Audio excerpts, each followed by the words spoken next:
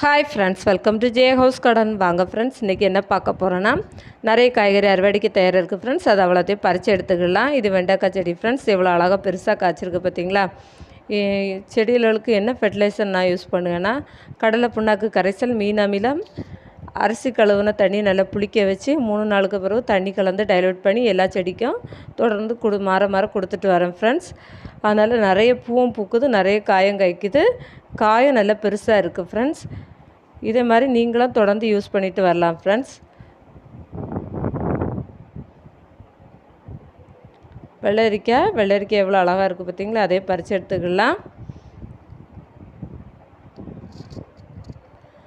ரோஜா செடி இப்போ தான் வாங்கி நட்டேன் ஃப்ரெண்ட்ஸ். அதில் முதலாக பூத்த பூ ஃப்ரெண்ட்ஸ் எவ்வளோ அழகாக இருக்குது. அதையும் பறித்து எடுத்துக்கலாம்.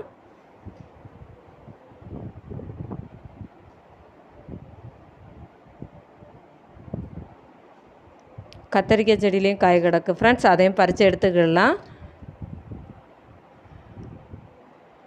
இது தானாக முளைச்சி வந்த கீரை ஃப்ரெண்ட்ஸ். நான் இதை ஒரு தடவை தான் விதை போட்டு முளைக்க வச்சேன். அதுக்கப்புறம் அதுவே தானாக முளைச்சி நமக்கு அப்பப்போ அறுவடை தந்துக்கிட்டே தான் இருக்குது ஃப்ரெண்ட்ஸ்.